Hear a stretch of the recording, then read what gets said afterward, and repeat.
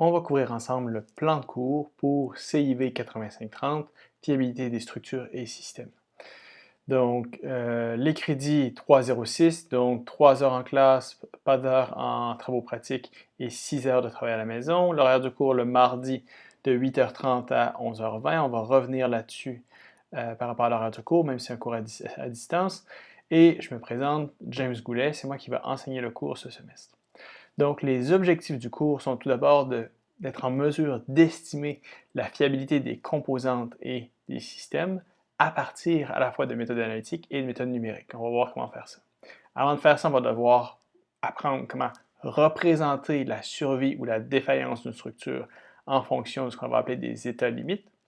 On va vouloir être en mesure de décrire la capacité de structure ou la sollicitation appliquée sur celle-ci à partir de densité de probabilité. On veut venir estimer l'importance de chacune de nos variables dans la probabilité de défaillance de nos structures, de façon à voir quel facteur est le plus important, sur quel facteur est-ce que je dois prendre une action. On doit ensuite venir estimer ou identifier les sources d'incertitude et les inclure dans notre estimation de la fiabilité. Et finalement, on doit venir rassembler tout ça, on doit venir comprendre comment ça fonctionne, de façon à pouvoir venir utiliser les logiciels de calcul, par exemple Ferrum ou Pyre, Ferrum qui est sur MATLAB, Pyre qui est sur Python, de façon à pouvoir venir faire ces calculs-là et comprendre qu'est-ce qui se passe derrière, pas simplement être des utilisateurs passifs. OK, donc le déroulement du cours, ça va être un cours qui va être entièrement à distance. OK, toute la théorie va être passée à l'aide de capsules vidéo. Celles-ci sont disponibles sur la plateforme YouTube. Donc, vous avez ici la playlist où vous avez tous les cours. Donc, tous ces cours-là peuvent être écoutés à tout moment.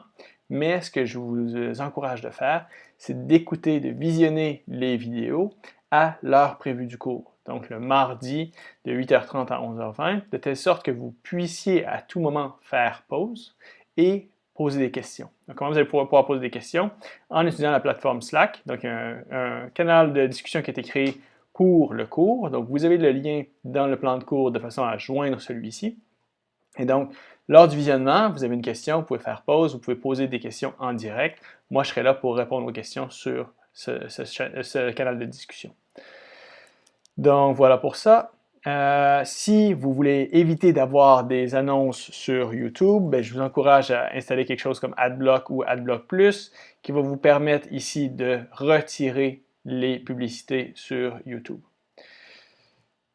Voilà pour ça. Notez qu'en dehors des heures de cours, si vous posez des questions sur le forum, je vais répondre à celle-ci, mais ça ne sera pas en temps réel. Donc, il y aura un délai de jusqu'à 24 heures pour répondre aux questions en dehors des heures prévues aux heures de cours. Notez qu'il n'y a aucune question qui va être prise par courriel et si jamais il y a des questions qui ne sont pas des questions liées à la théorie ou à la compréhension, mais plutôt des annonces faites, celles-ci vont être faites sur le forum du cours. Donc, si vous allez sur le site Moodle, vous allez voir ici, il y a un forum aussi où je vais vous envoyer des communications qui ont lien aux aspects plutôt administratifs plutôt que les liens qui sont liés à la compréhension. Donc, voilà pour le déroulement du cours. Pour ce qui est du programme, bien, pour chacune des semaines, la table ici vient décrire quels sont les modules à visionner et quelles sont les lectures à effectuer. Donc, le premier chiffre représente la référence. Dans la liste de références ici, toutes les références sont disponibles sur Moodle. Donc, si vous venez ici sur Moodle, vous allez voir les références qui sont disponibles, qui peuvent être téléchargées. Et donc, pour chacune de ces références-là, quelles sont les sections à lire? Okay? Et celles avec un astérix sont des lectures qui sont facultatives. Donc, on voit ici, par exemple, dans le programme du cours, il y aura les travaux pratiques à remettre. Donc, voilà les semaines de remise des travaux pratiques. On va revenir là-dessus. Les dates de remise vont toujours être un lundi 20h. Et le contrôle périodique va avoir lieu après la semaine de relâche et l'examen final, mais dans la dernière semaine après les cours. Donc, pour ce qui est tout d'abord des travaux pratiques, donc il y aura 6 travaux pratiques qui seront effectués qui visent à justement mettre en pratique la théorie qu'on verra ensemble en classe. Donc, ces exercices-là peuvent être faits soit en MATLAB, Python ou Octave. À la fin, le choix vous revient. Moi, je vous recommande de travailler avec Python parce que c'est le langage dans lequel il y a plusieurs des exemples du cours qui sont bâtis. Mais par contre, si vous décidez de travailler avec Python ou Octave, mais c'est libre à vous, je vous laisse la liberté de faire ça également. Donc, par rapport à ça, Python, Octave, ce sont des plateformes ouvertes, donc vous pouvez les télécharger et les installer gratuitement sur votre ordinateur. Si vous voulez travailler avec MATLAB, les informations vont venir dans les prochaines semaines. Quant à comment est-ce que vous pouvez vous connecter sur les laboratoires informatiques de l'école de façon à accéder aux licences MATLAB. Si vous voulez acheter une licence et le laisser sur votre ordinateur personnel, vous pouvez aller sur le site de MathWorks et soit acheter la MATLAB Simulink Student Suite à 99$ américains ou installer la licence de MATLAB. Et dans le contexte du cours, on a besoin du Statistics and Machine Learning Toolbox et le Symbolite Math Toolbox. Donc, si vous faites ça, ça va vous revenir à quelque chose comme 70$ américains, si vous voulez l'installer sur votre ordinateur. Donc, voilà pour ça. Et la façon dont les travaux pratiques vont fonctionner, c'est que ce sera des travaux pratiques qui vont être autocorrigés. Et par rapport à ça, on peut aller voir ici sur le site Moodle la politique d'autocorrection. Okay? Si vous venez ici, vous allez voir ça. Donc, la façon dont ça fonctionne, les travaux peuvent être faits soit de façon individuelle, soit en équipe de 2. Il n'y a pas d'équipe de plus de 2 partenaires qui seront autorisés. Donc, vous pouvez collaborer entre équipes. Cependant, c'est important qu'il n'y ait pas de code qui soit partagé entre les équipes et c'est une remise par équipe. Donc, comment ça va fonctionner? C'est à la date de tombée. Ce que vous allez faire, c'est que vous allez soumettre sous format PDF votre devoir. Okay? Chaque équipe remet son devoir et voilà le lien ici sur lequel vous pouvez cliquer et qui va vous permettre de déposer votre fichier. Vous pouvez faire autant de dépôts que vous le voulez jusqu'à la date de tombée. Donc,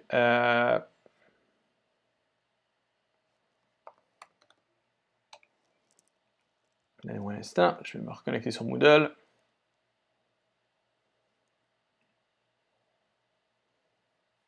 OK. Donc, qu'est-ce que j'avais ici? Politique d'autocorrection. OK. Donc, ça, c'est pour déposer vos fichiers.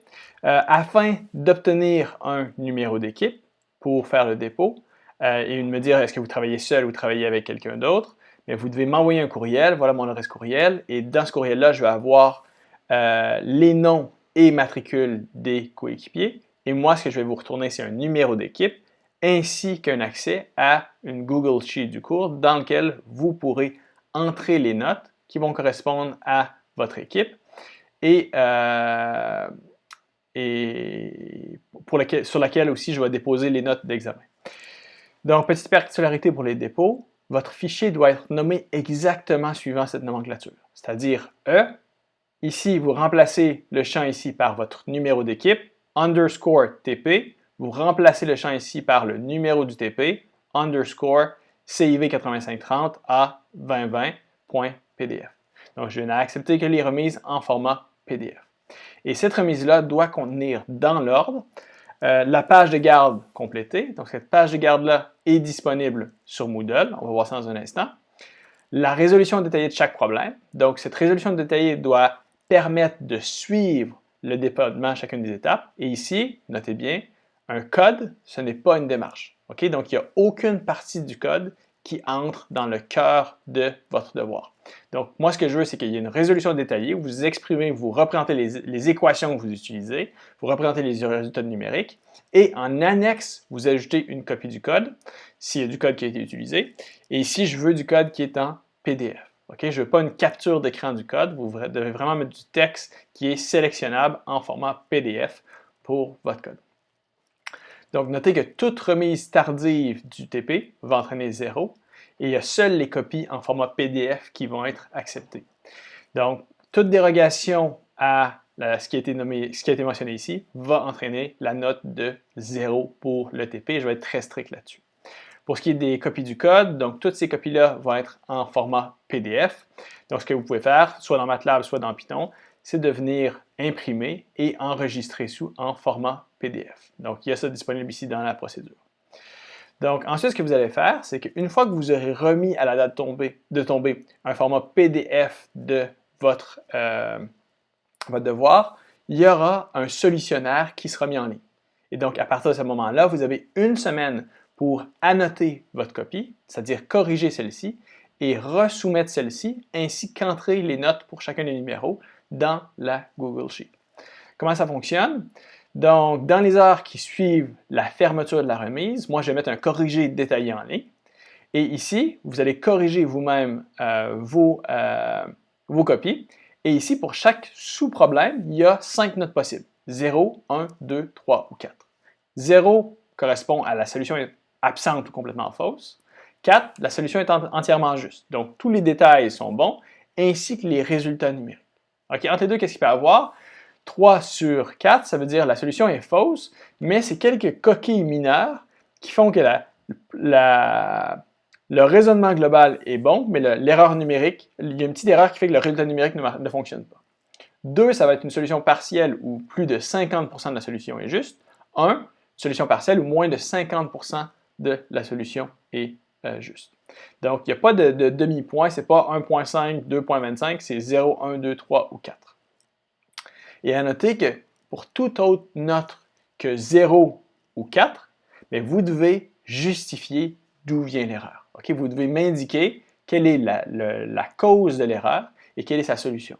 Okay? Parce que je veux que vous fassiez une rétroaction sur ce qui est arrivé, de façon à vraiment bien comprendre qu'est-ce qui est arrivé et de ne pas traîner des lacunes de travaux pratiques en travaux pratiques.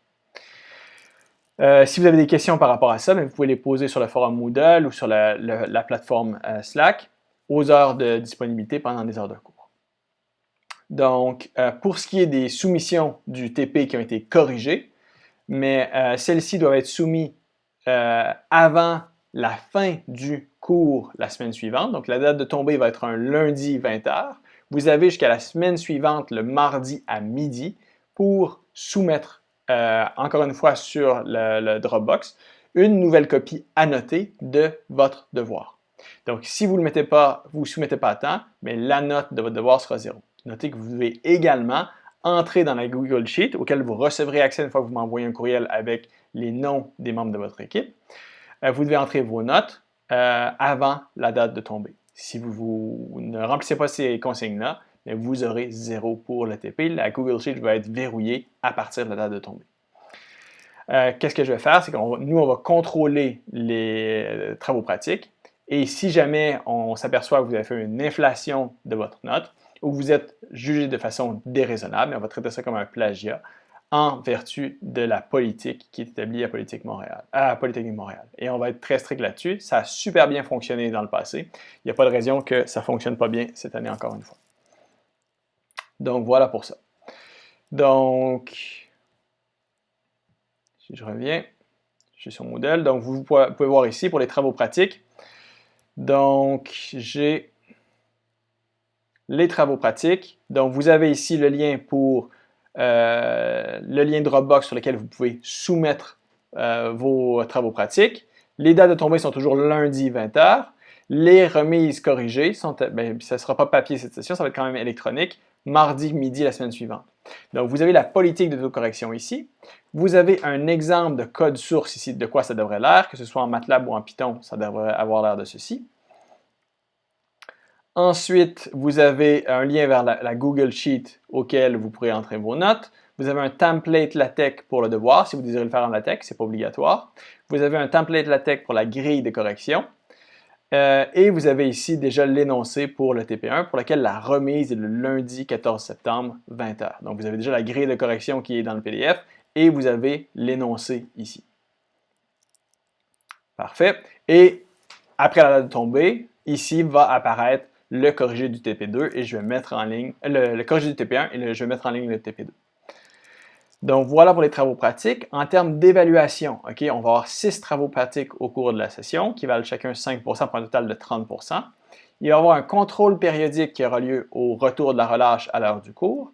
Donc, ça va prendre la forme d'un examen Moodle en ligne où je vais tester votre compréhension de la matière à l'aide de 20 questions pour lesquelles je vais attendre des réponses courtes de façon à ce que vous me démontriez que vous avez compris la matière et de façon à tester justement votre compréhension de la matière, mais il y a pour chacun des modules qu'on va voir ici, des questions de révision que vous pouvez utiliser de façon à justement tester votre compréhension.